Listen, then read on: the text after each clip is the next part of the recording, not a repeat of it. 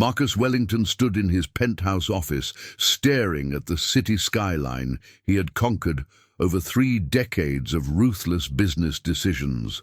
At 62, he had everything a man could want: a billion-dollar empire, influence that reached the highest levels of government, and a wife he had loved devotedly for 28 years. But lately, something felt wrong. Victoria had become distant, her phone constantly buzzing with messages she quickly dismissed, her explanations for late nights growing increasingly vague. Tonight, Marcus would put his suspicions to the test in the most unconventional way imaginable. It started 3 months ago when Marcus came home early from a business trip to Singapore. He found Victoria laughing on the phone in their bedroom, her voice warm and intimate in a way she hadn't spoken to him in years. When she noticed him in the doorway, her expression shifted instantly, the warmth draining from her face like water through a sieve. She claimed it was her sister, but Marcus knew his sister-in-law's voice, and that wasn't it. From that moment he began paying attention to the small details he had previously overlooked in his busy life. The evidence accumulated slowly but steadily. Expensive jewelry appeared in her collection that he hadn't purchased.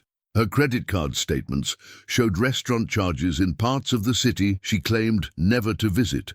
Most damning of all, their shared calendar showed yoga classes and charity luncheons that, when he discreetly checked, she had never attended. Marcus hired a private investigator, but the man found nothing concrete. Victoria was careful, perhaps too careful. A faithful spouse had no reason to be so meticulous about covering their tracks. Marcus needed irrefutable proof, something that would expose the truth beyond any reasonable doubt. Late one night, after Victoria had fallen asleep beside him, Marcus stared at the ceiling and conceived a plan that even he recognized as extreme. What if he stripped away everything that defined him, his wealth, his status, his power, and became invisible to the world? If Victoria was having an affair, would she slip up if she believed he was no longer watching? More importantly, what would she do if she thought he had lost everything? True character, Marcus believed, revealed itself not in comfort, but in crisis. He would stage his own downfall and watch from the shadows. Marcus spent the next 2 weeks carefully orchestrating his disappearance. He confided in only 3 people: his attorney, his oldest friend Richard, who ran a homeless shelter downtown, and his personal assistant of 15 years who would manage the illusion. Together they crafted a story of financial catastrophe, a sudden investigation by federal authorities into alleged fraud, frozen assets, and impending bankruptcy. Marcus would flee to avoid arrest, leaving Victoria alone to face the manufactured crisis. In reality, he would transform himself into a homeless man and observe her actions from the streets below their luxury apartment building. Richard brought Marcus to a private room in the shelter where the transformation would take place. A theatrical makeup artist, sworn to secrecy with a generous payment, aged Marcus's appearance with carefully applied techniques. His silver hair became matted and dirty, his tailored physique hidden beneath layers of ragged clothing collected from donation bins. Prosthetic additions changed the shape of his nose and jawline, just enough to prevent recognition. When Marcus looked in the mirror, even he barely recognized himself. The polished billionaire had vanished, replaced by a weathered man the world would instinctively ignore, exactly as he intended. The next morning, Marcus's assistant delivered the devastating news to Victoria. Federal agents had raided the company offices overnight. All accounts were frozen. Marcus had disappeared, leaving only a brief note saying he was sorry and couldn't face what was coming. Victoria's reaction would be captured by hidden cameras Marcus had installed weeks earlier throughout their home. He watched from a monitor in Richard's office as his wife read the letter, her hand trembling. But what struck him most wasn't the shock on her face. It was how quickly she composed herself, reaching for her phone with determined purpose before the tears had even dried. That evening, Marcus took his position in a doorway 3 buildings down from their apartment. The November wind cut through his thin layers, and for the first time in decades, he felt genuine cold seeping into his bones. Other homeless individuals gave him cautious nods of recognition.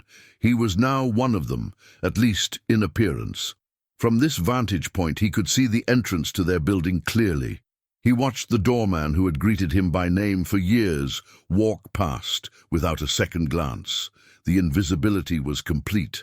Now he simply had to wait and watch for Victoria to reveal her true self. The first 3 days were agonizing. Marcus learned quickly that homelessness wasn't just about lacking shelter. It was about being erased from human consideration. People stepped around him without acknowledgement, their eyes sliding past as if he were merely part of the urban landscape. His body ached from sleeping on concrete, and the simple act of staying warm consumed much of his mental energy. But through it all, he maintained his vigil. He watched Victoria come and go, always dressed impeccably, always with her phone pressed to her ear. She was talking to someone constantly, but who? And what was she planning? On the 4th night, Marcus finally saw something that made his blood run cold. A sleek black Mercedes pulled up to the building's entrance at 11 p.m. Victoria emerged in an elegant evening dress Marcus had never seen before, laughing as she slipped into the back seat. But she wasn't alone. A man was already inside, his hand reaching out to pull her close as the door closed. The car's tinted windows prevented Marcus from seeing more, but he didn't need to. He had his answer. His wife of 28 years was indeed having an affair. The question now was who and how long had this betrayal been unfolding beneath his nose? Marcus pulled his tattered blanket tighter and settled in for the long investigation ahead. This was just the beginning. Marcus waited until the Mercedes turned the corner before struggling to his feet, his stiff joints protesting after hours in the cold doorway. He had prepared for this moment. A prepaid phone tucked in his jacket allowed him to track Victoria's movements through the location-sharing app she had never bothered to disable. His fingers, numb from the cold, fumbled with the device as he watched the blue dot representing his wife move through the city's digital map. She was heading toward the waterfront, an area filled with exclusive restaurants and private clubs, where the city's elite gathered away from public scrutiny. Marcus flagged down a taxi, earning a suspicious look from the driver, who clearly doubted a homeless man's ability to pay. The taxi dropped him 2 blocks from where Victoria's location had stopped moving, outside a restaurant called Azure that Marcus knew well. He had taken her there for their 20th anniversary. Now she was inside with another man, perhaps sitting at the same table where they had once celebrated their love. Marcus positioned himself across the street, partially hidden by a construction scaffolding that provided both cover and a clear view of the restaurant's entrance. The winter wind howled off the river, cutting through his inadequate clothing like knives, but he barely noticed. His entire focus was fixed on that elegant doorway, waiting for the moment when his wife would emerge and he would finally see the face of the man who had stolen her heart. 2 hours passed before the restaurant door opened and Victoria stepped out, her arm linked intimately with a man Marcus recognized immediately. Daniel Rothschild, his business partner of 15 years, the man he had trusted with the company's most sensitive deals, the man who had sat at their dinner table countless times and called Marcus his closest friend. The betrayal hit Marcus like a physical blow, knocking the air from his lungs. Daniel was 45, handsome and charismatic, with the kind of easy charm that made people trust him instinctively. Marcus had trusted him with his business empire, never imagining he should also guard his marriage. He watched as Daniel pulled Victoria close, kissing her with a passion that left no doubt about the nature of their relationship.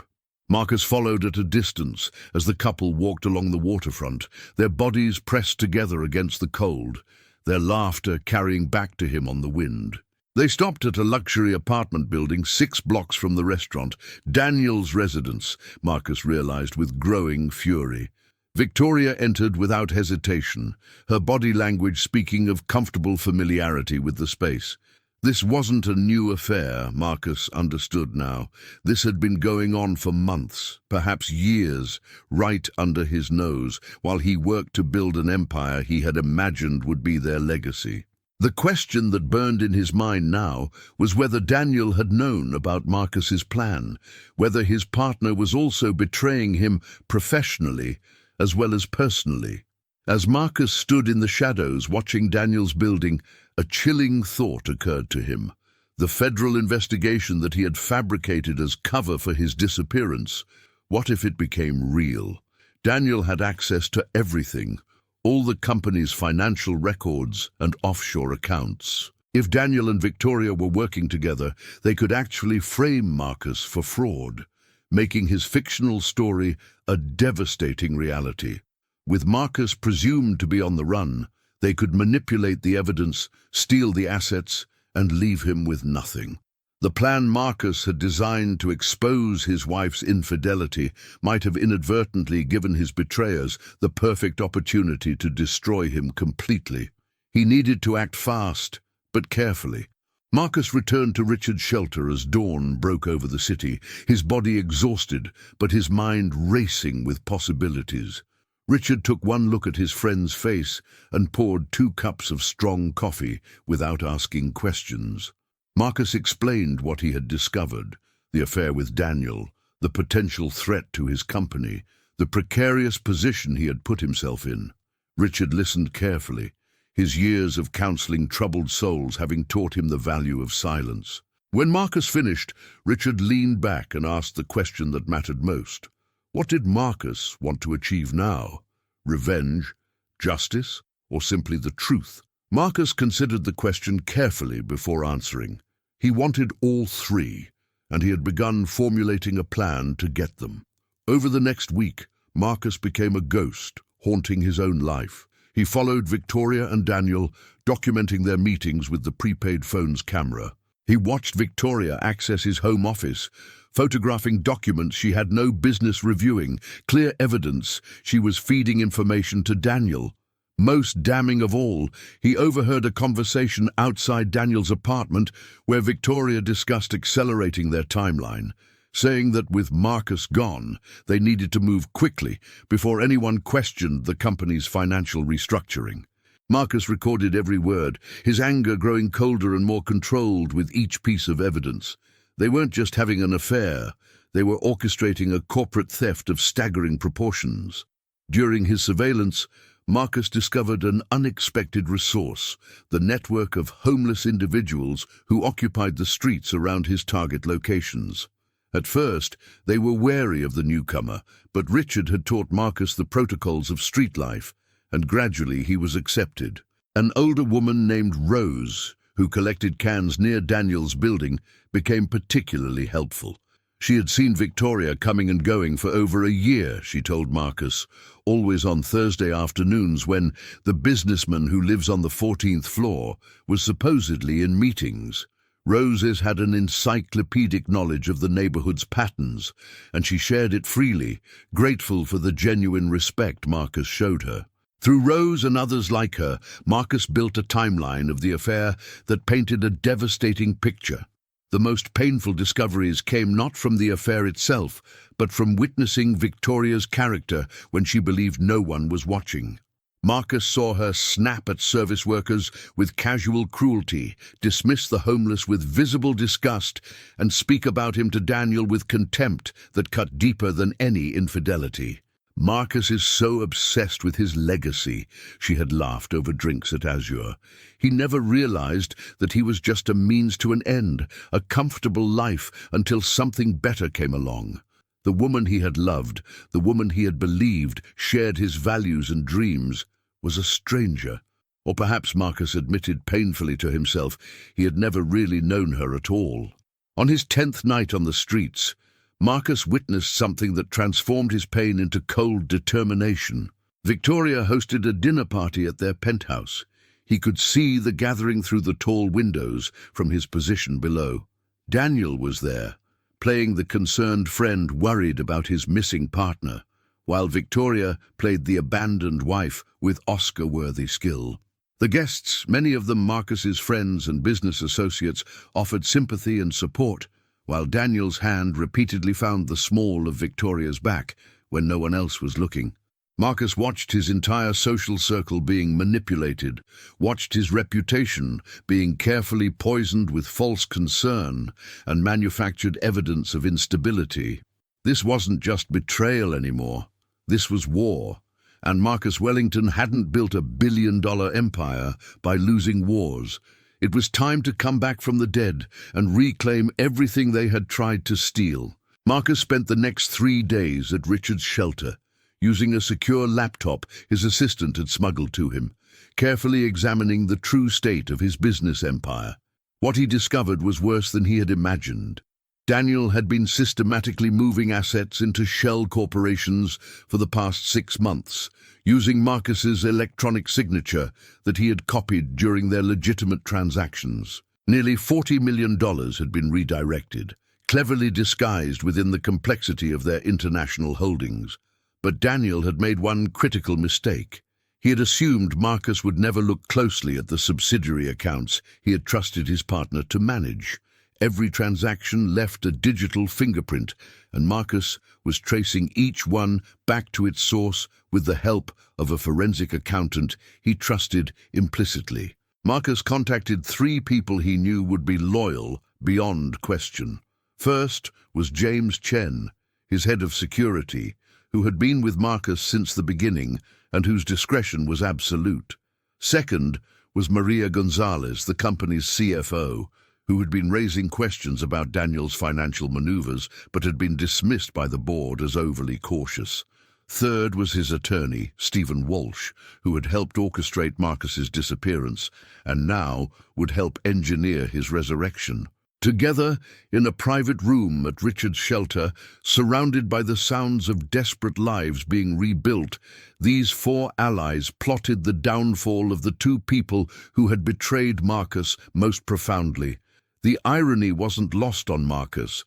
He was planning a corporate takeover from a homeless shelter. Maria provided the crucial breakthrough. She had been secretly documenting Daniel's suspicious transactions for weeks, building her own case to present to Marcus before he had disappeared. Now, with Marcus's authorization, she filed a formal complaint with the Securities and Exchange Commission, providing evidence of the fraudulent transfers. But Marcus instructed her to do something unexpected. She would claim she believed Marcus himself was the victim of theft, not the perpetrator. This narrative would confuse Daniel and Victoria, making them uncertain about how much Marcus knew or whether he was even aware of the investigation. Confusion, Marcus had learned in decades of business warfare, was often more valuable than direct confrontation. Let them wonder and worry while he tightened the noose. The SEC complaint had its intended effect. Marcus watched from his doorway across the street as federal investigators arrived at his building, requesting interviews with Victoria. Through the cameras still hidden in his home, he observed her panic as she called Daniel repeatedly, her voice rising with each unanswered attempt. Finally, Daniel arrived at the penthouse, and Marcus listened to their argument through the wireless feed. Victoria wanted to run, to take whatever money they had already moved and disappear to the Caribbean. Daniel, cooler and more calculating, insisted they stay and play innocent. Without Marcus to contradict their story, they could claim he had orchestrated the theft himself before fleeing. Their alliance, built on betrayal and greed, was beginning to fracture under pressure. Rose, the homeless woman who had befriended Marcus, provided an unexpected gift. She had witnessed an argument between Victoria and Daniel outside his apartment building 2 months earlier, before Marcus had staged his disappearance. In her clear recollection, sharpened by years of observation on the streets, Victoria had been angry about Daniel's hesitation to get rid of Marcus, saying they had waited long enough and needed to act. Rose hadn't understood the context at the time, but now, with Marcus explaining the situation, her testimony became potentially explosive. Marcus arranged for Stephen Walsh to take her formal statement, ensuring she was comfortable and treated with the dignity she deserved. The invisible woman whose society had trained itself not to see might become the witness who destroyed two people who had always believed themselves untouchable. Marcus began appearing in places where Victoria would see him but couldn't be certain it was really him. A glimpse of a homeless man near her favorite cafe who turned away just as she looked. A figure in the park where she met Daniel who seemed familiar but disappeared into the crowd. He was gaslighting her with his presence, making her question her own perceptions and increasing her paranoia. James Chen reported that Victoria had hired a private security firm, claiming she felt threatened by someone following her. The hunters were becoming the hunted, and Marcus savored every moment of their growing fear. He wanted them to feel the same disorientation and betrayal he had experienced, watching their comfortable world crumble from beneath their feet. Through careful observation, Marcus identified Daniel's vulnerability, his ego. His partner had always needed recognition and admiration, constantly seeking validation for his intelligence and business acumen. Now, with the SEC investigation and Marcus's ghost haunting Victoria, Daniel was making mistakes born of arrogance. He began giving interviews to business publications, positioning himself as the steady hand, trying to save the company from his partner's alleged crimes. Each interview provided more evidence of his knowledge of the financial transactions, contradicting his claims of ignorance. Marcus's attorney collected every statement, every public appearance, building a case that would trap Daniel in his own words. The man was digging his own grave with a silver shovel, and Marcus was content to let him keep digging. Marcus arranged for an anonymous package to be delivered to the lead SEC investigator, a USB drive containing recordings of conversations between Victoria and Daniel, carefully edited to remove any evidence of Marcus's surveillance methods, but devastating in their content. Their discussions of moving money, their plans to frame Marcus, Victoria's casual mention of how much she looked forward to being free of her tedious husband, all of it presented without context or explanation. The investigator, a woman named Sarah Chen, who had built her reputation on pursuing white-collar criminals, would know exactly what to do with this evidence. Within 48 hours, both Daniel and Victoria had been officially designated as persons of interest in the investigation, and their movements were being monitored. Living on the streets, even temporarily, and with the knowledge that he could end it at any time, had changed Marcus in ways he hadn't anticipated. He saw Rose and the dozens like her not as failures or statistics, but as human beings whose circumstances had betrayed them just as his wife had betrayed him. He spent hours listening to their stories, veterans abandoned by the system, mentally ill individuals with no family support, workers whose jobs had vanished in economic downturns. Each story was unique, but they shared a common thread. The world had decided they didn't matter anymore. Marcus made a decision in those cold nights that would surprise everyone who knew him. When this was over, when he had reclaimed his empire, he would dedicate a substantial portion of his wealth to actually solving homelessness, not just offering charity, but creating systemic change. Richard's shelter would be only the beginning.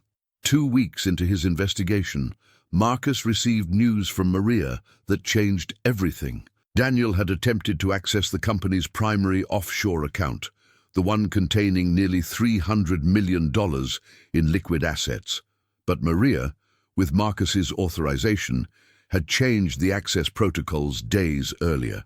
Daniel's attempt triggered security alerts and left an irrefutable digital trail of his intentions. More importantly, the timing of his attempt coincided exactly with a text message Victoria had sent him saying, "Do it now, we can't wait anymore." The connection between them, their conspiracy, their criminal intent, all of it was now documented beyond any reasonable doubt. Marcus had everything he needed to destroy them both. Now he just needed to plan the most dramatic resurrection the business world had ever seen, and he knew exactly how he would do it. The board meeting scheduled for Monday would be perfect. Marcus sat in Richard's office, surrounded by his small team of loyal allies. planning every detail of Monday's board meeting with military precision.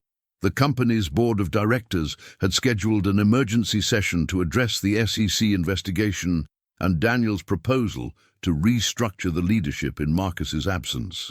Daniel planned to have himself appointed permanent CEO, replacing Marcus, who would be declared legally incompetent due to his disappearance and alleged criminal behavior. But Daniel didn't know that Maria had been quietly contacting board members, planting seeds of doubt about his story, sharing just enough evidence to make them hesitate. The board would be divided, uncertain, and volatile when Monday arrived. Exactly the conditions Marcus needed for his dramatic entrance. Marcus began the process of reclaiming his identity on Saturday morning. The theatrical makeup artist returned to remove the prosthetics and age the homeless appearance carefully away. A barber came to restore his silver hair to its usual polished style. His personal tailor delivered a new suit, charcoal grey with subtle pinstripes, the power uniform of a man who commanded empires. As Marcus looked at himself in the mirror, watching the homeless man disappear and the billionaire re-emerge, he felt a strange sense of loss. The invisibility had been painful, but it had also been liberating in unexpected ways. He had learned more about human nature in 2 weeks on the streets than in 30 years in boardrooms. That knowledge would serve him well in the confrontation ahead. Stephen Walsh spent the weekend preparing Rose and 2 other homeless individuals who had witnessed interactions between Victoria and Daniel for their potential testimony. He treated them with respect, providing comfortable clothes, hot meals, and patient explanations of what might be asked of them. Rose, despite her circumstances, proved to be remarkably articulate and observant, her memory for details sharp and reliable. Marcus sat in on one of the sessions, watching as Stephen carefully documented her testimony. When they finished, Marcus approached Rose privately and made her an offer, a job managing community outreach for the foundation he planned to establish, with a salary and housing included. Rose wept, and Marcus found himself struggling with emotions he usually kept carefully controlled.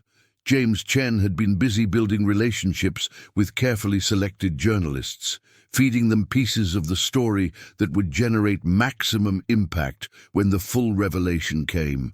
Business reporters loved a scandal involving billionaires, and the narrative of a faithful husband betrayed by his wife and business partner while they attempted to steal his fortune was irresistible. But Marcus insisted on controlling the timing. Nothing would be published until after the board meeting, after he had confronted Victoria and Daniel directly. He wanted them to see his face, to understand that every move they had made had been observed and documented before the public destruction began. The private moment of realization would be almost as satisfying as their eventual downfall. Through the hidden cameras in his penthouse, Marcus watched Victoria's mental state deteriorate as the weekend progressed. She barely slept, pacing through rooms while on the phone with Daniel, their conversations growing increasingly frantic. She had begun drinking heavily, the wine bottles accumulating faster than the cleaning service could remove them. On Sunday afternoon, she stood in Marcus's office, staring at his desk as if trying to summon him back through sheer force of will. For a brief moment, Marcus felt a flicker of sympathy. Then he remembered her laugh as she told Daniel that Marcus was just a means to an end, and his heart hardened again. Whatever love had existed between them, she had murdered it long before he had staged his disappearance. In contrast to Victoria's anxiety, Daniel appeared supremely confident as the weekend progressed. James Chen's surveillance team reported that Daniel had spent Saturday celebrating at an exclusive club, buying expensive champagne for a table of associates and boasting about the company changes he would announce Monday. His arrogance would be his downfall, Marcus reflected. Daniel had always underestimated opponents, assuming his charm and intelligence made him invincible. He had built his entire plan on the assumption that Marcus was either gone permanently or too damaged to fight back. Tomorrow would teach him the expensive lesson that Marcus Wellington didn't lose. He simply waited for the perfect moment to win decisively. Stephen Walsh had been constructing an airtight legal case that went beyond the criminal charges the SEC would bring. He filed civil suits against both Daniel and Victoria, breach of fiduciary duty, fraud, conspiracy to commit theft, and a dozen other charges that would tie them up in litigation for years. More importantly, he had obtained emergency injunctions, freezing all assets that Daniel and Victoria controlled, including the shell corporations where the stolen money had been hidden. By Monday morning, they would wake up to discover their bank accounts locked, their credit cards declined, and their financial lives in complete chaos. Marcus wanted them to feel the same helplessness and vulnerability he had experienced on the streets, even if only briefly. Sunday evening, Marcus sat with Richard in the shelter's small chapel, a quiet space that offered refuge from the constant noise and activity of the facility. Richard had been silent for most of the weekend, allowing Marcus to focus on his plans. But now he spoke with the gentle directness that characterized their long friendship. "I know you're hurt, Marcus, and you have every right to justice," Richard said carefully. "But I've watched you change these past weeks. Don't let revenge destroy the growth you've experienced." Marcus considered his friend's words seriously. Was he seeking justice or vengeance?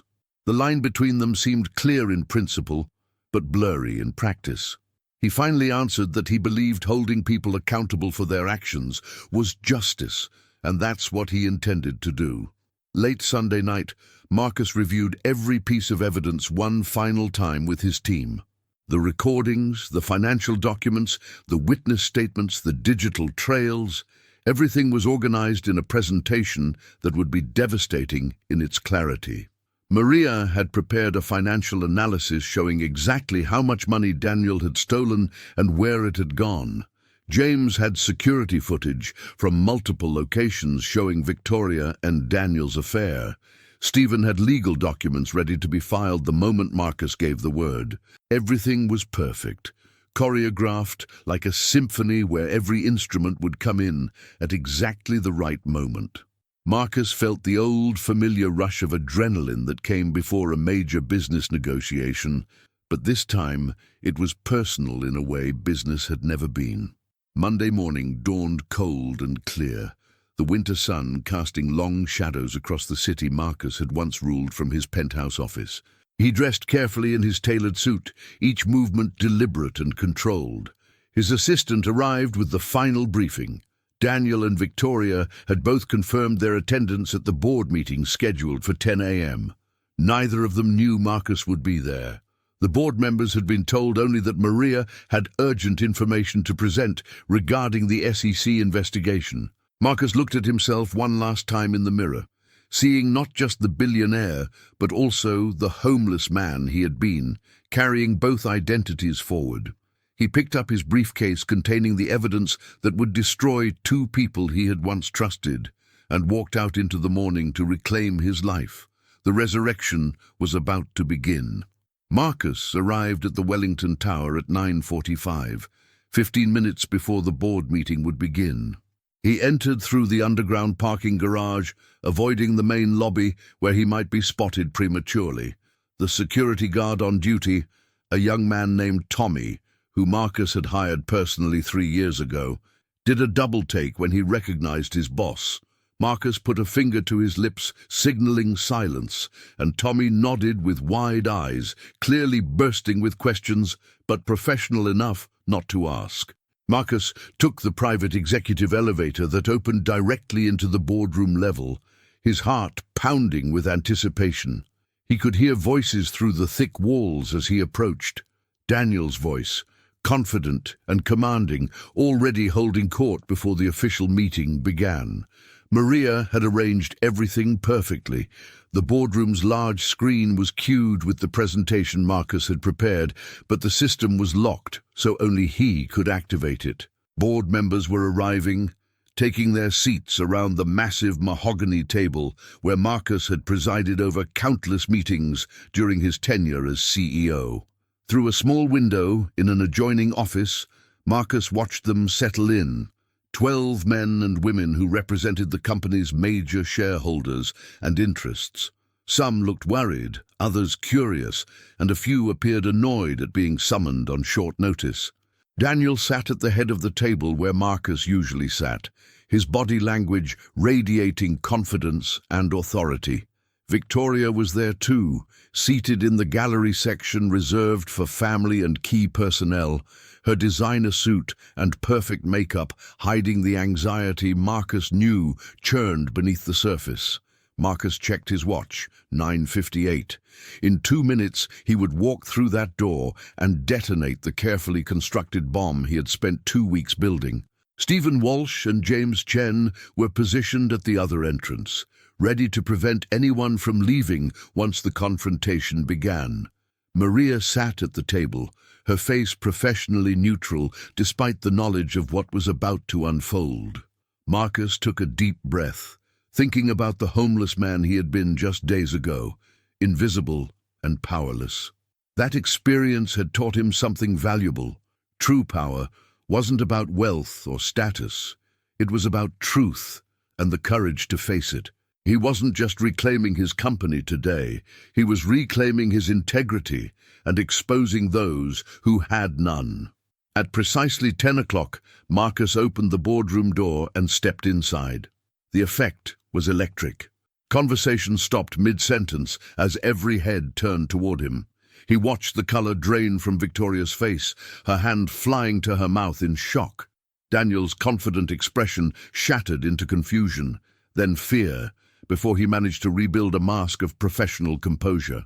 The board members erupted in exclamations, some standing, others simply staring in disbelief. Marcus walked calmly to the head of the table where Daniel sat and stood there silently, waiting. After a long, painful moment, Daniel rose and moved to another chair, yielding the position without a word.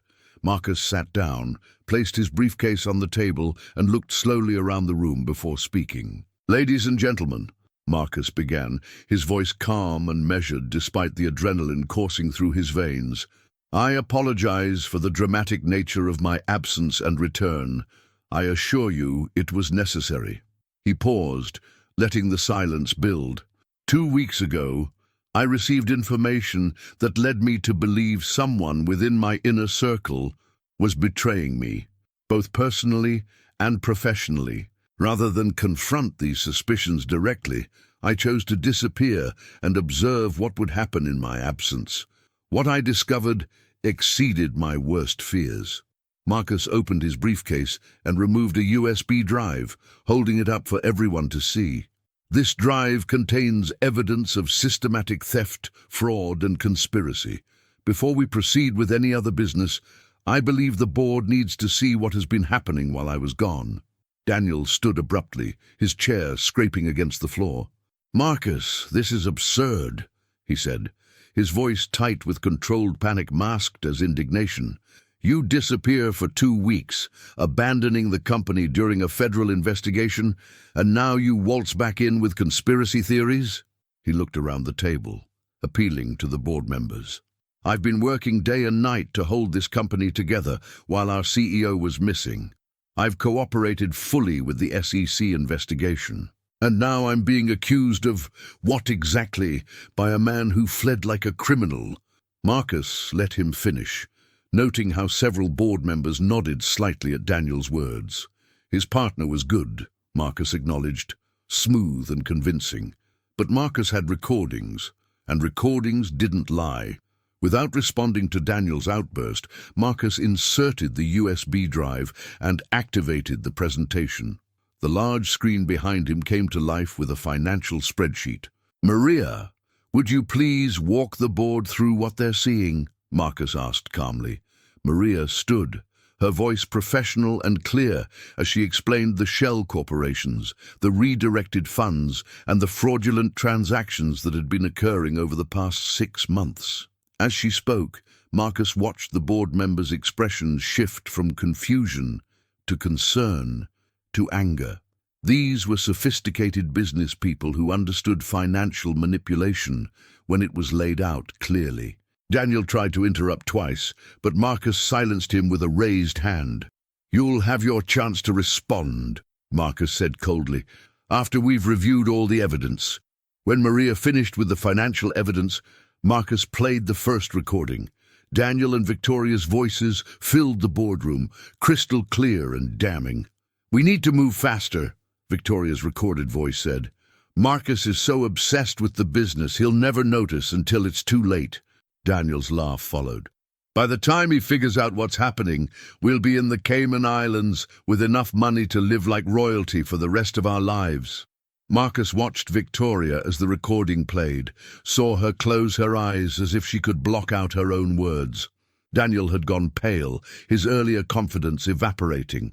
Marcus played 3 more recordings, each more incriminating than the last, building an irrefutable case of their conspiracy. The boardroom was silent, except for the voices of the betrayers condemning themselves. When the recordings ended, Victoria stood on shaking legs. "Marcus, please," she said, her voice breaking. "Let me explain." Marcus finally looked directly at his wife for the first time since entering the room. "Explain what, Victoria? Explain how you've been having an affair with my business partner for over a year. Explain how you plan to steal everything I built. Explain how you told him I was just a means to an end." His voice remained calm, but everyone in the room could hear the controlled fury beneath. Victoria's carefully applied makeup was streaking with tears. "I never meant for it to go this far," she sobbed. "It just happened, and then Daniel said we could be together if we just—" She stopped, realizing she was only making it worse. Marcus felt nothing but contempt. Daniel, seeing the situation collapsing around him, made a last desperate play. "You can't use these recordings," he said, his voice rising. "They were obtained illegally. You were spying on us. Whatever evidence you think you have is inadmissible." Stephen Walsh, who had been standing quietly by the door, spoke for the first time. "Actually, Mr. Rothschild, the recordings were made in Mr. Wellington's private residence and office, spaces where he has every legal right to surveillance. Additionally, the financial evidence stands on its own. Every transaction is documented through official channels." Stephen walked forward and placed a thick folder on the table. "These are the civil suits we're filing this morning. Breach of fiduciary duty, fraud, conspiracy, and theft. The SEC has already received copies of everything we've shown the board today. Federal charges will follow shortly." Marcus addressed the board directly. "I'm asking for an immediate vote on 2 matters. First, the termination of Daniel Rothschild as COO and his removal from any position of authority or access within this company.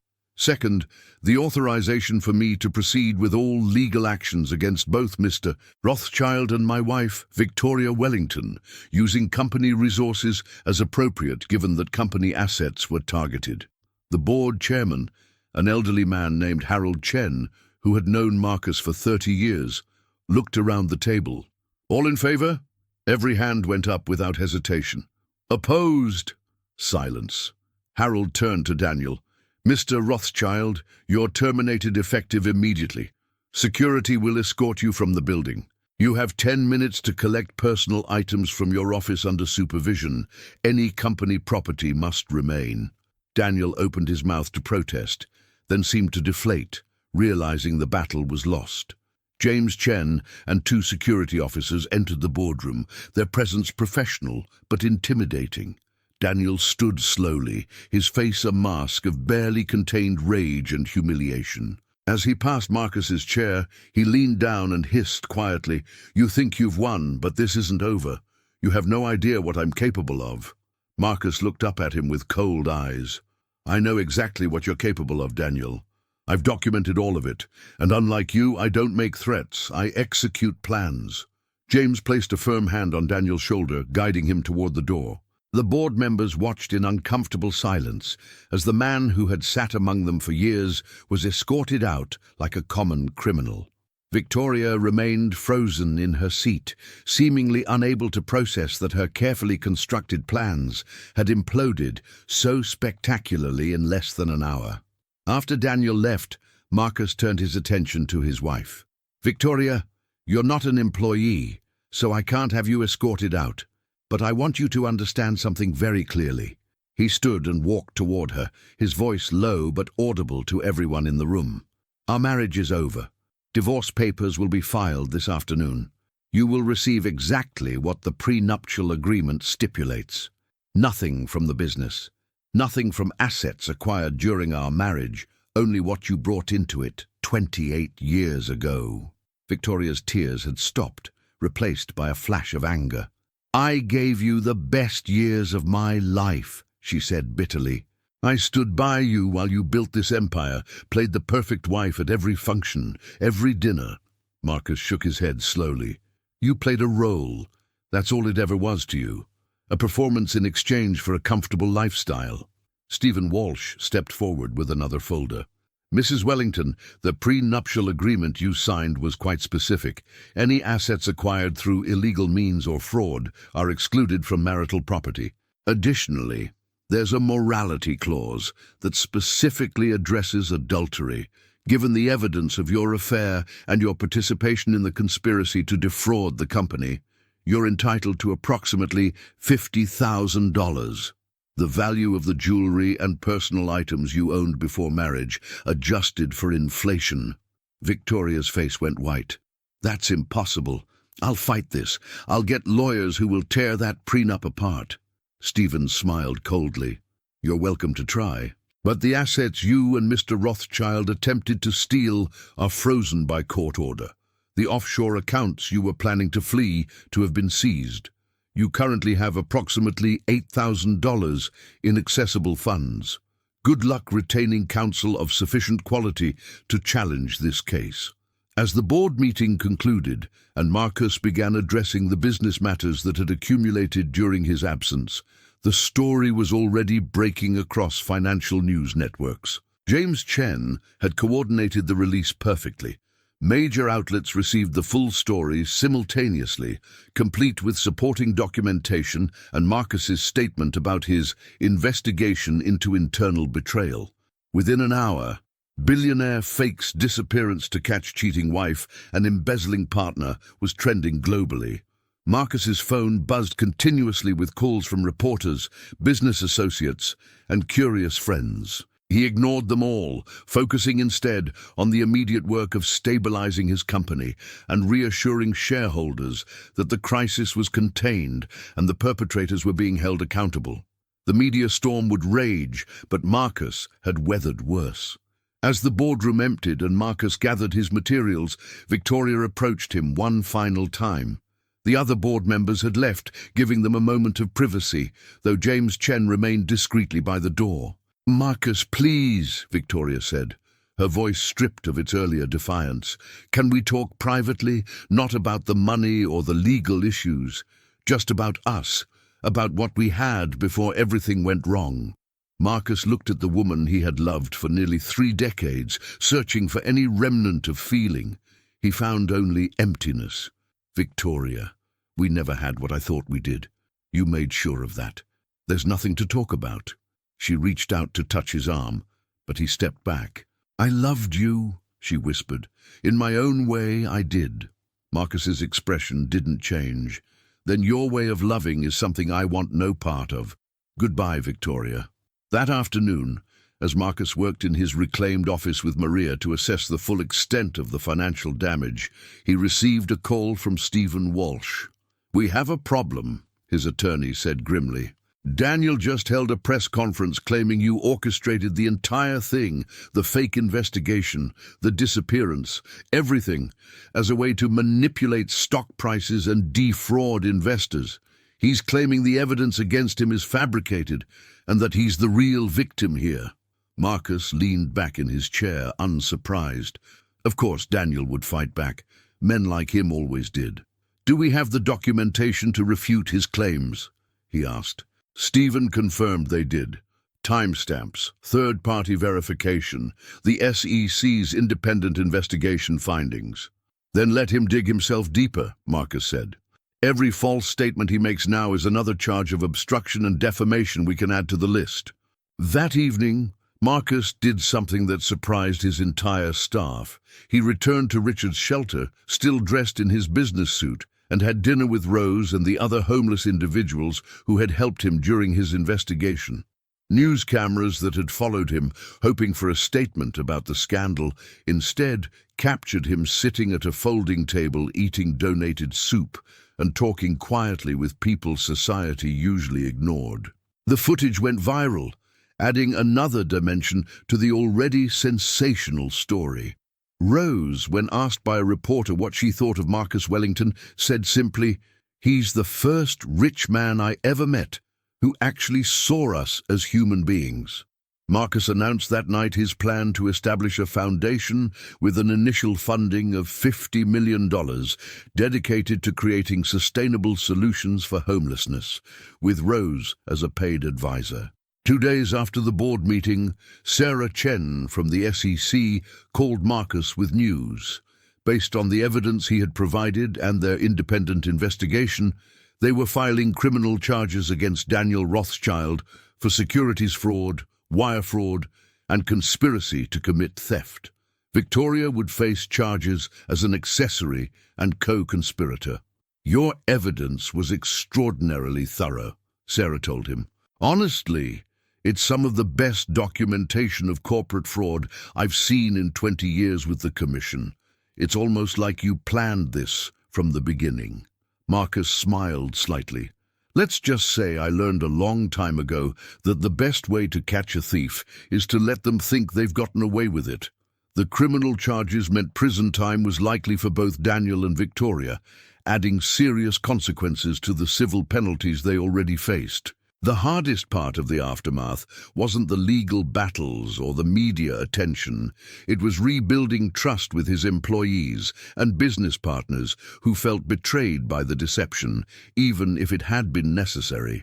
Marcus called an all-hands meeting at the company headquarters, speaking to nearly 3,000 employees via video conference to the various offices. He explained his reasoning, apologized for the disruption and uncertainty, and outlined his vision for moving forward with new leadership and renewed commitment to transparency. The response was mixed. Some understood and supported him, others felt manipulated and angry. Marcus accepted their reactions without defensiveness, knowing that trust, once broken, had to be earned back slowly and through consistent action rather than words. Late that night, alone in his penthouse that suddenly felt cavernous and empty, Marcus poured himself a glass of whiskey and stood at the window overlooking the city. He had won. Daniel and Victoria would face justice, his company was secure, and his reputation, after the initial shock, was arguably enhanced by the story of his unconventional investigation. But the victory felt hollow in the silence of his home. He was 62 years old, divorced with no children, and a business empire that suddenly seemed less important than it had a month ago. The experience of being homeless, even temporarily, had shifted something fundamental in his perspective. He realized that the life he had been living, focused entirely on accumulation and achievement, had left him vulnerable to exactly the kind of betrayal he had suffered. It was time to rebuild not just his company, but his entire life, with different priorities and values guiding his choices. 3 weeks after Marcus's dramatic return, Daniel Rothschild stood in federal court for his arraignment. Flanked by an expensive legal team he had somehow managed to retain, despite his frozen assets. Marcus sat in the gallery, watching as the charges were read. 12 counts, ranging from securities fraud to wire fraud, to conspiracy, to commit theft. Daniel pleaded not guilty to all charges, his jaw set in defiant anger. When his eyes met Marcus's across the courtroom, the hatred was palpable. The prosecutor, a sharp woman named Jennifer Martinez, had told Marcus privately that the evidence was so overwhelming that Daniel's attorneys would almost certainly push for a plea deal rather than risk trial. But Daniel's ego wouldn't allow him to admit defeat so easily, and Marcus suspected this would drag on for months before reality finally penetrated his former partner's arrogance. Victoria's arraignment occurred the same afternoon, but in a different courtroom with different charges. As an accessory rather than the primary perpetrator, her legal exposure was somewhat less severe, but still serious. Stephen Walsh reported that her attorney had already approached him about a possible settlement in the divorce proceedings, suggesting Victoria was willing to accept the prenuptial terms without contest in exchange for Marcus not pursuing the maximum criminal penalties. Marcus's first instinct was to refuse. She deserved no mercy after what she had done. But Richard, during one of their regular conversations at the shelter, had gently reminded him that vengeance and justice weren't the same thing. "You've already won, Marcus," his friend had said. "Don't let bitterness poison your future." Marcus was still considering the advice, uncertain whether accepting a settlement would be wisdom or weakness. Marcus threw himself into building the Homeless Foundation with an intensity that surprised even his closest associates. He hired a team of experts, social workers, urban planners, mental health professionals, and formerly homeless individuals who understood the system from the inside.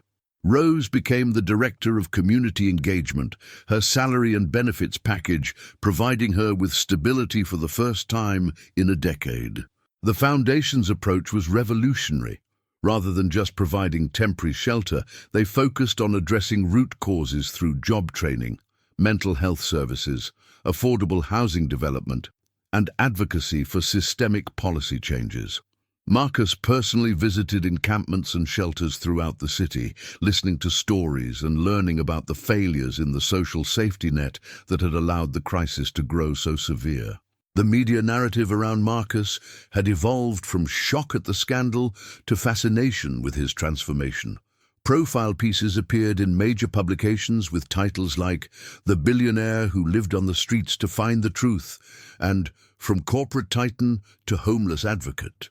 Marcus gave carefully selected interviews, using his platform to draw attention to the homelessness crisis while also explaining his business philosophy and leadership approach. The attention was good for the company.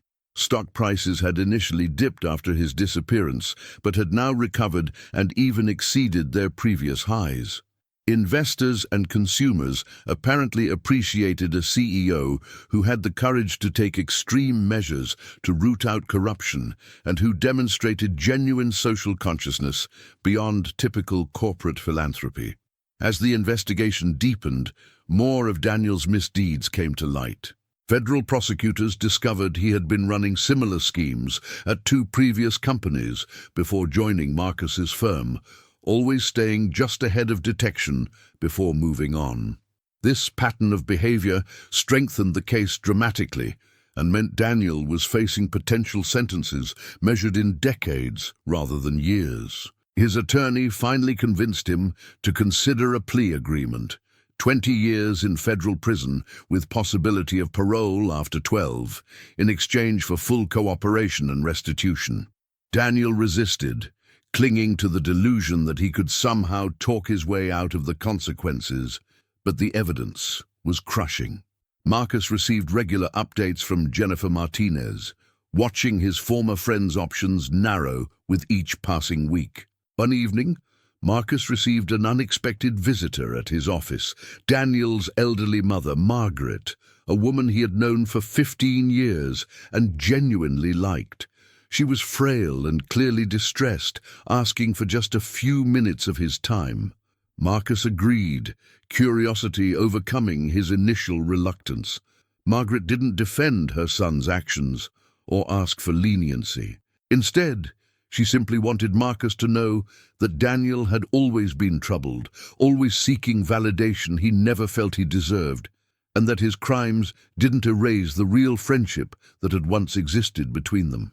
"I know my son hurt you terribly," she said, her voice shaking, "but he's still my child, and I wanted you to hear from someone who loves him that his actions came from brokenness, not evil." Marcus was moved despite himself, and after she left, he found himself thinking about the complexity of human nature and how pain could corrupt even promising people. 2 months after the scandal broke, Victoria requested a private meeting with Marcus through their attorneys. Against Stephen's advice, Marcus agreed, meeting her in a neutral conference room with lawyers present. Victoria looked different, thinner, with less makeup, her expensive clothes replaced by something simpler. She didn't make excuses or plead for mercy. Instead, she did something Marcus hadn't expected. She told him the truth. "I married you for security," she said quietly. "My father died bankrupt when I was 20, and I watched my mother lose everything. I was terrified of poverty, and you represented stability. I did love you, Marcus, in my limited, broken way, but I never loved you the way you deserved. And when Daniel offered me passion I hadn't felt in years, I convinced myself I deserved it. I was wrong about everything." After Victoria's confession, Marcus made a decision that shocked Stephen Walsh and his entire legal team. He offered Victoria a settlement beyond what the prenuptial agreement required, $5 million, enough to live comfortably, if not extravagantly, in exchange for her full cooperation with the authorities and her agreement to seek counseling for whatever had driven her behavior. "This is too generous," Stephen protested. "After what she did to you?" Marcus shook his head. "She's already facing criminal charges and public humiliation. I've made my point. This isn't about money anymore. It's about me being able to look at myself in the mirror and know I acted with integrity, even when she didn't." Victoria accepted the settlement with tears of gratitude that seemed genuine. The divorce was finalized quietly 6 weeks later, ending 28 years of marriage that had been, Marcus now understood, built on fundamentally different expectations and values. With the crisis resolved and leadership stabilized, Marcus began implementing changes to the company's culture and direction. He established an ethics committee with real power to investigate concerns, created transparent reporting systems, and brought in outside auditors to review all financial practices quarterly. More significantly, he shifted the company's focus towards sustainable business practices and social responsibility, using their considerable resources to address climate change, inequality, and other systemic issues. Some investors complained that he was putting ideology ahead of profits, but Marcus was unmoved. "If we can't build wealth while also building a better world, then what's the point of any of this?" he told shareholders at the annual meeting. The approach proved successful. Younger consumers and investors flocked to the company, appreciating its values-driven leadership. 6 months after his resurrection, Marcus returned to the doorway where he had spent those cold November nights watching his life unravel. It was spring now, the weather warmer, but the doorway was occupied by a different homeless person, a younger man who looked at Marcus with the wary suspicion of someone accustomed to being moved along. Marcus sat down beside him, ignoring the man's surprise, and simply talked. He asked about the man's story, listened without judgment, and offered information about the foundation's services. Before leaving, Marcus pressed $500 into the man's hand. "This isn't charity," he said.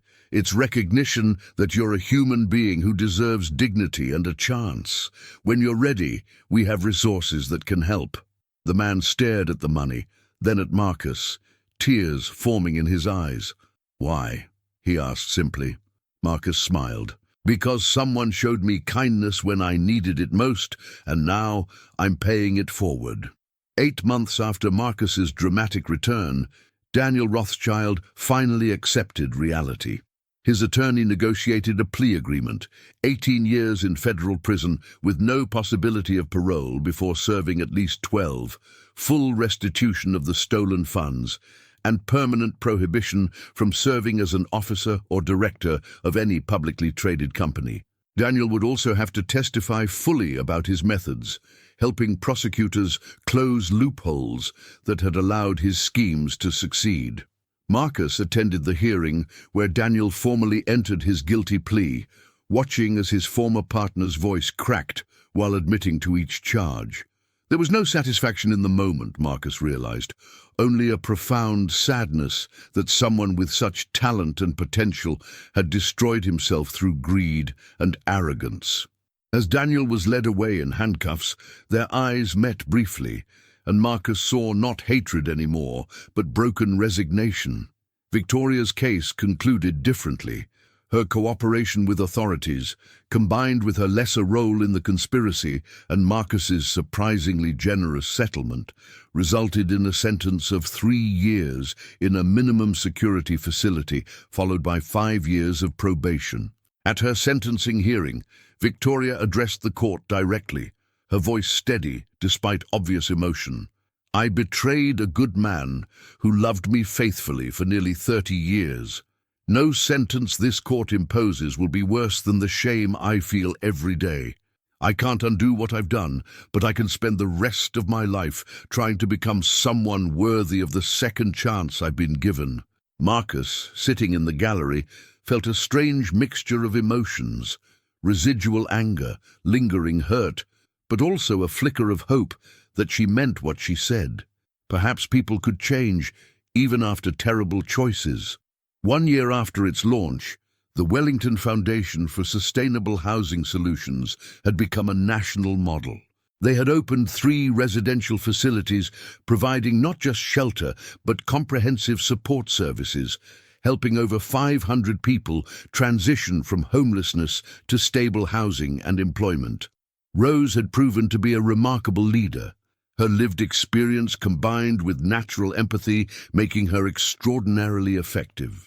The Foundation's advocacy work had also led to policy changes in the city, including increased funding for mental health services and reformed zoning laws that made affordable housing development more feasible. Marcus spent at least 2 days each week working directly with the Foundation, finding the work more fulfilling than any business deal he had ever closed. He had found purpose beyond profit, and it had transformed him in ways he was still discovering. Through his foundation work, Marcus met Dr. Sarah Chen, no relation to the SEC investigator, a psychiatrist who specialized in trauma and homelessness. She was 57, intelligent, compassionate, and refreshingly direct in her communication.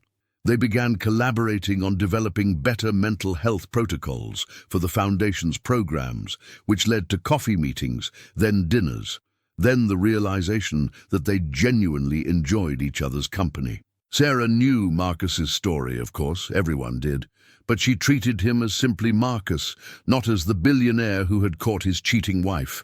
Their relationship developed slowly, built on mutual respect and shared values rather than passion or convenience. Marcus found himself smiling more, laughing at her dry wit, and imagining a future that included partnership rather than solitude. He wasn't ready to remarry, but for the first time since Victoria's betrayal, he could imagine eventually opening his heart again. 18 months after the scandal, Marcus received a letter from Daniel, now in federal prison. It was 6 pages, handwritten, and brutally honest. Daniel detailed his childhood insecurities, his desperate need for validation, the moment when he convinced himself that taking what Marcus had built was somehow justified. He apologized without making excuses, acknowledging that Marcus owed him nothing, but hoping that someday, perhaps years from now, there might be room for forgiveness, if not friendship. Marcus read the letter 3 times, feeling the complexity of his emotions: anger at what Daniel had done, sadness for the friendship they had lost, and surprisingly, a small measure of compassion for the broken man who had written those words. He didn't respond immediately, tucking the letter away to consider when he had more clarity. Forgiveness, he was learning, was a process rather than a decision. 2 years after the crisis, Marcus announced his planned retirement as CEO within 3 years, transitioning to chairman of the board while promoting Maria Gonzalez to lead the company's daily operations. Maria had proven herself during the crisis and its aftermath, providing steady leadership and ethical guidance that had restored investor confidence. Under her direction, the company continued its shift towards sustainable business practices while maintaining strong profitability. Marcus would remain involved, but step back from operational control, focusing instead on the foundation and other philanthropic work. The business press praised the succession planning as a model for corporate governance, and the company's stock price reached all-time highs. Marcus had built something that would outlast him: led by someone whose values he trusted completely. It was a better legacy than he had imagined possible during those dark nights on the streets. One of Marcus's proudest moments came when Rose graduated from a community college program with a certificate in social work, completing her education while working full-time for the foundation. Marcus attended the ceremony, sitting with her adult daughter, who had reconnected with Rose once her mother had stable housing. Rose's story, from homelessness to meaningful employment to educational achievement, became the foundation's most powerful testimonial, featured in fundraising materials and media coverage. When Rose received her certificate, she gestured for Marcus to stand, publicly thanking him for seeing her humanity when the world had decided she was invisible. The applause was thunderous, and Marcus found tears streaming down his face, moved by the recognition that his own painful experience had led to genuinely changing lives. This was redemption, he realized. Not his own, but the opportunity to offer it to others. Margaret Rothschild died peacefully in her sleep 3 years after her son's imprisonment, having visited him regularly, despite the difficulty and expense. Marcus attended her funeral, standing in the back of the small chapel, uncertain of his welcome. Daniel, escorted by prison guards for the service, spotted Marcus across the room. After the ceremony, the guards allowed them a brief conversation at a distance. "Thank you for coming," Daniel said quietly.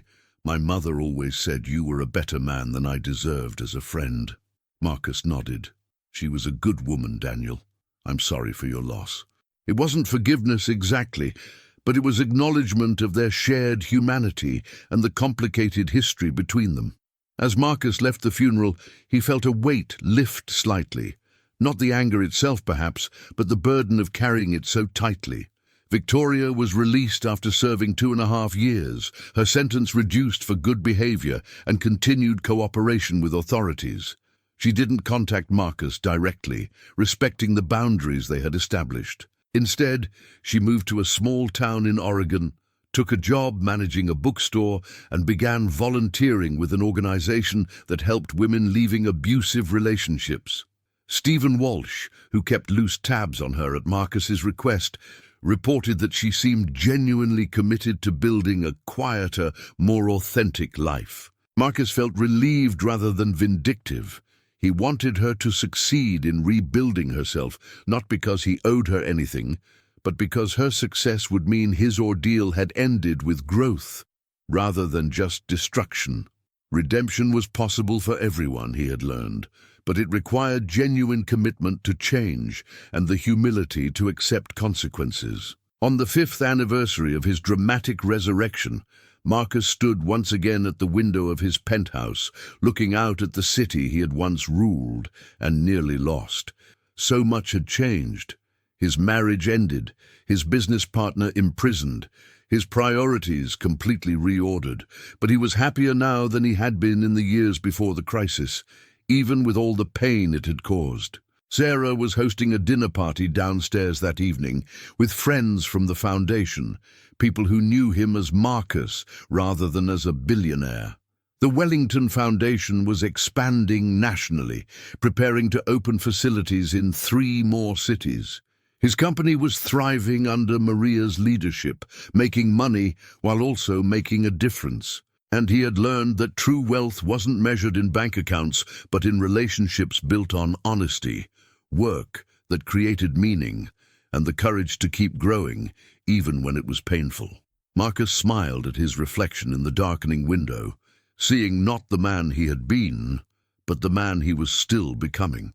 A prestigious filmmaker approached Marcus about creating a documentary exploring his unconventional investigation and its aftermath. Marcus initially refused, uncomfortable with further publicity, but when the filmmaker explained her vision, not just telling his story but examining broader themes of betrayal, redemption, homelessness, and corporate ethics, he reconsidered. The documentary would include interviews with Rose and other foundation beneficiaries, experts on white-collar crime, and even a brief interview with Victoria, who had agreed to participate. Marcus set one condition: All his proceeds from the film would fund the foundation's expansion. The resulting documentary, titled Invisible, premiered at Sundance to critical acclaim, winning awards and generating both controversy and important conversations about the issues it explored. Marcus attended the premiere with Sarah, watching his story unfold on screen with a strange sense of distance, as if it had happened to someone else. Marcus accepted an invitation to become a guest lecturer at the business school where he had studied decades earlier. Once a semester, he taught a class on business ethics, using his own experience as a cautionary tale and teaching tool. Students were fascinated by his willingness to discuss his mistakes, the warning signs he had missed, the trust he had extended without sufficient verification, the ways his focus on business success had blinded him to problems in his personal life. He challenged them to think beyond quarterly earnings and consider the human impact of their decisions. Success without integrity is just sophisticated theft, he told them, and a life without authentic relationships is just expensive loneliness. Many students stayed after class to ask questions, seeking advice not just about business, but about life. Marcus found teaching rewarding in unexpected ways, feeling he was shaping future leaders who might avoid his mistakes. 5 years after his dramatic return, the company held a private dinner honoring Marcus's official transition to chairman emeritus, further reducing his active role. The small gathering included board members, key executives, Richard, Rose, Sarah, and surprisingly, a video message from Victoria. She appeared on screen briefly, speaking with quiet sincerity. "Marcus, I know I have no right to be part of this celebration, but I wanted to say publicly what I've said privately. Thank you for showing me grace I didn't deserve. The foundation you built has inspired me to spend my remaining years trying to help others as you helped me, by not destroying me completely when you could have. Congratulations on building something truly meaningful." The room was silent when the video ended. Marcus stood and simply said, "We all need second chances. I'm grateful I could provide one." The applause that followed felt like closure. After serving 12 years, Daniel became eligible for parole.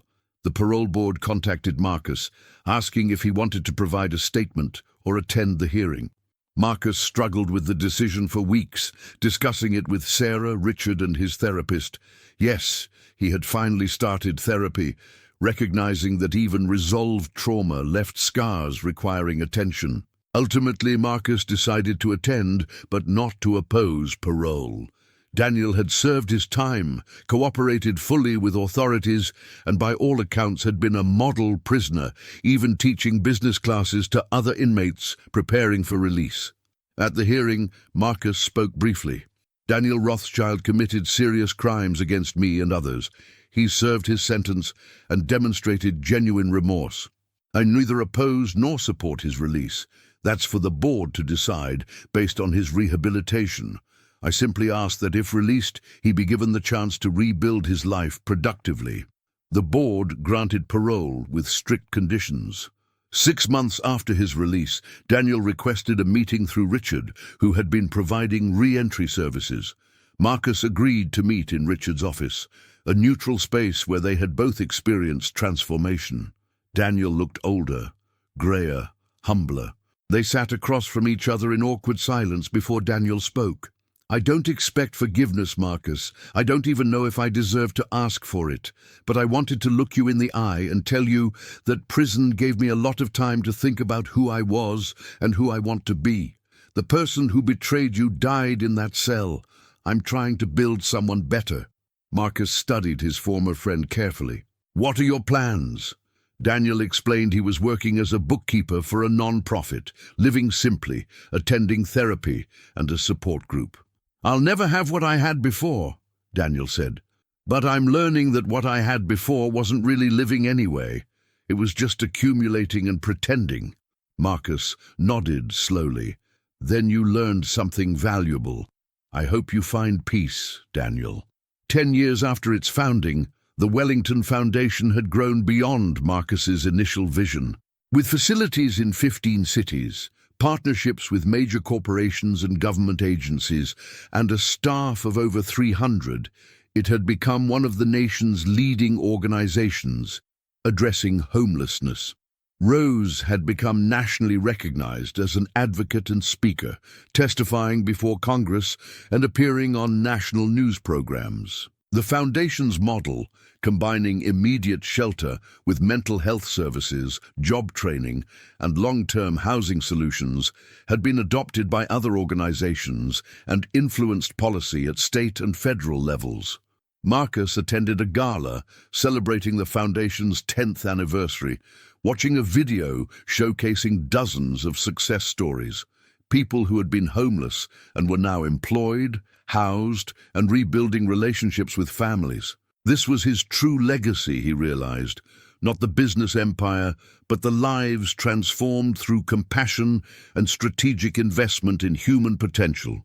Marcus and Sarah had been together for 8 years, their relationship deepening from friendship to committed partnership. They had discussed marriage occasionally, but never felt urgency. Both had been married before, both valued what they had without needing legal documentation. But one evening over dinner at the small apartment she had kept, despite Marcus's offers to share his penthouse, Sarah surprised him. "I want to marry you," she said simply. "Not because we need to prove anything, but because I want to publicly commit to building the rest of our lives together. We're not young anymore, Marcus. Let's not waste time pretending we haven't found something rare and precious." Marcus felt emotion tighten his throat. "Yes," he said. "Absolutely yes." They married 3 months later in a simple ceremony at Richard's shelter, surrounded by friends both wealthy and homeless, blending the two worlds Marcus now inhabited. Rose was Sarah's maid of honor. Richard officiated. Marcus had never been happier. On Marcus's 70th birthday, he received a letter from Victoria, the first direct communication between them in over 8 years. She wrote about her quiet life in Oregon, her volunteer work, and her continued therapy, addressing the fears and insecurities that had driven her worst choices. "I'm not writing to ask for anything," the letter concluded. "I simply wanted you to know that the grace you showed me planted seeds that have slowly grown into a better version of myself. I hope you found happiness, Marcus. You always deserved it more than I gave you." Marcus shared the letter with Sarah, who read it carefully. "How do you feel?" she asked. Marcus thought for a moment. "Grateful," he said finally. "Grateful that something good came from all that pain, even for her. Grateful that I've learned forgiveness isn't about forgetting, it's about refusing to let the past poison the present." Sarah squeezed his hand. "That's wisdom," she said. "Hard won, but wisdom nonetheless." 15 years after his dramatic resurrection, Marcus returned to the doorway where his journey had begun. The building had been renovated, the doorway no longer a refuge for the homeless, but Marcus stood there anyway, remembering the cold, the fear, the anger, and the unexpected gifts that had emerged from that crisis. He thought about Daniel, now 5 years out of prison, and slowly rebuilding a modest life. He thought about Victoria, finding peace in Oregon. He thought about Rose, thriving as a leader and advocate. He thought about the thousands of people the foundation had helped, each with their own story of transformation. And he thought about himself, broken by betrayal, but rebuilt into something more authentic and compassionate. "Thank you," he whispered to the universe, to fate, to whatever force had guided him through the darkness toward light. Then he turned and walked toward where Sarah was waiting, ready to embrace whatever came next, knowing that true wealth was measured not in what you accumulated, but in what you gave away and who you became in the process. On the 20th anniversary of the crisis that had transformed his life, Marcus stood before a crowd of over 5,000 at the opening of the Wellington Foundation's National Headquarters and Training Center. The building, designed to be both functional and beautiful, would serve as a hub for coordinating services, training staff from around the country, and conducting research on best practices for addressing homelessness. At 82, Marcus moved more slowly, but spoke with the clarity and passion that had always defined his leadership. 20 years ago, I lost everything I thought mattered: my marriage, my business partner, my sense of security. What I gained was infinitely more valuable: purpose, authentic relationships, and understanding that our humanity is measured by how we treat those whom society has deemed expendable. He looked out at the crowd, seeing Rose and her daughter, former foundation clients now thriving. Daniel, standing quietly in the back, having been invited despite his history, and Sarah in the front row, smiling at him with love and pride. This building represents not my legacy, but our collective commitment to seeing each other fully, not as billionaires or homeless, not as success or failure, but as human beings worthy of dignity, compassion, and second chances. The applause was thunderous, but Marcus barely heard it. He was thinking about that cold doorway 20 years ago, about the journey from invisibility to purpose, from betrayal to redemption. He had tested his wife and exposed her affair, yes, but in the process, he had discovered truths about himself, about the society he lived in, and about what truly mattered in the brief time we have on Earth. That was the real story. Not the scandal, but the transformation that followed. Not the fall, but the rising stronger and more human than before.